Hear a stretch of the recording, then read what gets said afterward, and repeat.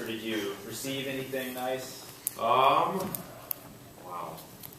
You know, the holidays was great. It was good to get away from the guys for a couple of days. I'm sure that it was good for them to get away from me for 2 days. That was my gift.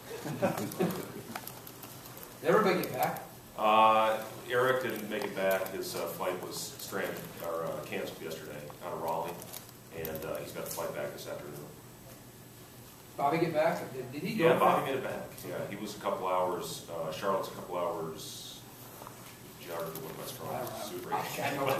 But he made it. His flight actually got canceled, and he was rerouted through Detroit, so he made it back. How much a challenge will it be this week going to coming out of a break and then going and playing a really tough team on the road? Yeah, it's going to be a heck of a test for our guys. Just got done watching the film of their last game against Seattle. Game they lost. It was one of those games where every bounce went Seattle's way, and you know it was a very tough loss for them, and it's one that they'll learn from. I'm sure they're going to be much more prepared for us because of that last game against Seattle. You know, they got the best player, Mike Scott, back. It's going to be a very difficult test for our guys. He's averaging 16 and 10, and you know he's a horse down low. They surround him with some shooters, and then you know as always they'll play great defense. You know Tony does a terrific job with those guys in the defensive end.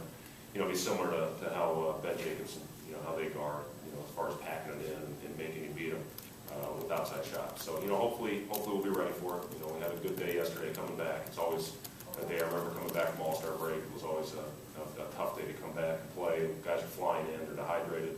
And, you know, especially our young guys. They had a tough day yesterday. But, you know, they'll bounce back.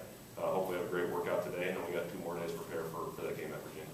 How much does that Illinois game help you prepare? I mean, just a possession game where it seems like possessions are magnified when you play a team like that. Is this similar?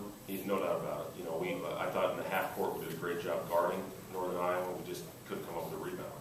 And you know, in a game with low possessions, you've got to find a way to make those toughness plays. You know, those 50-50 plays. You got to come out ahead when you play low possession games against teams like UNI.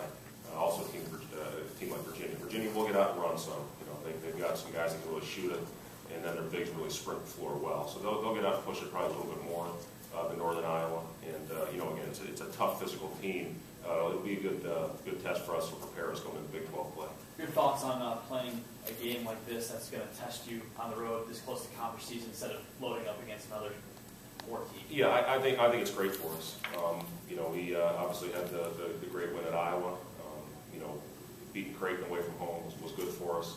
You know, and even coming away with a lot of things that we learned from the game up at Cedar Falls against Northern Iowa. So, yeah, it will prepare us going into our game against Nebraska on the 8th. How much did Mike Scott in that Seattle game, his first game back after the surgery, look like the Mike Scott from before? Yeah, he you know, you can tell he was a little rusty early.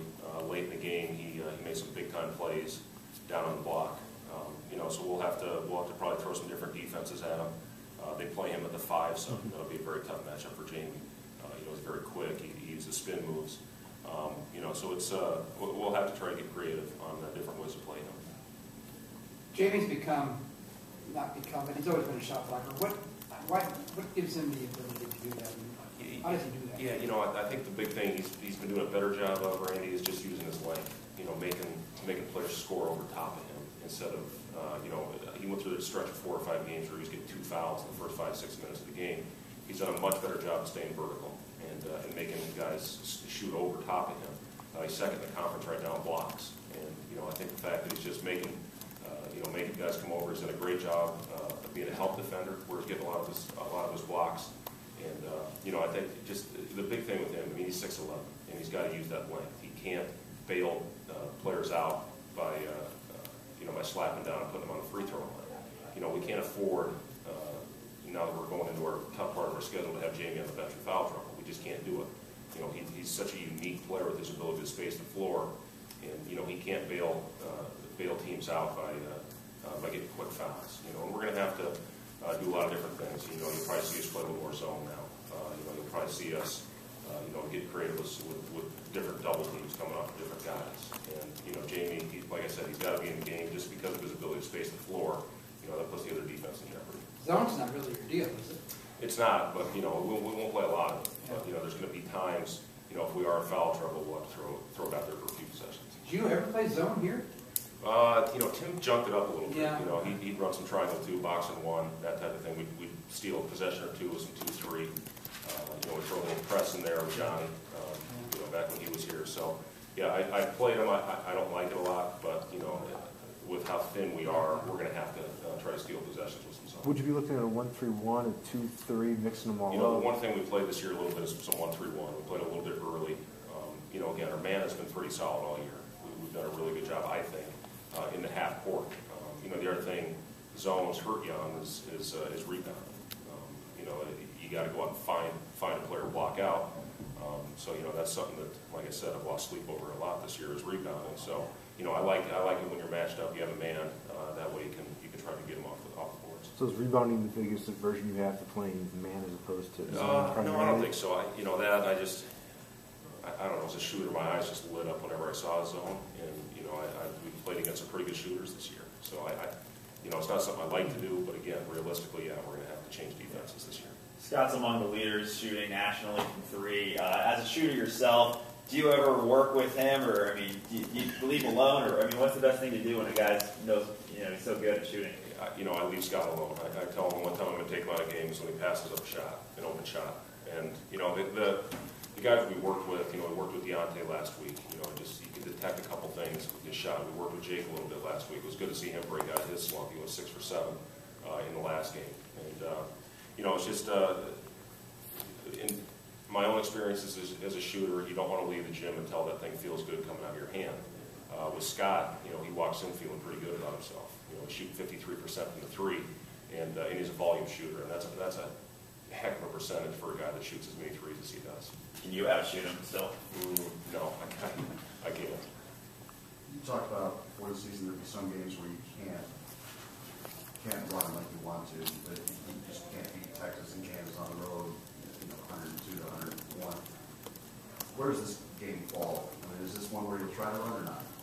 Yeah, we'll try to run. You know, I think we're going to try to, at least early on in every game, we're going to try to run. We're going to try to play up tempo. And, you know, I look at Deontay right now. You know, the decision making that Deontay has shown with 78 assists and 34 turnovers. He's number 1 in the conference right now in assists. He's 4th in scoring, and that's his style. And you know, that's when he's at his best, is when he's pushing the tempo. So we're going to try to establish the tempo in every game we play, especially at home. You know, I really want to get out and run at home. You know, against a team like Virginia, we do want to get out and push the tempo. You know, we want to get out early.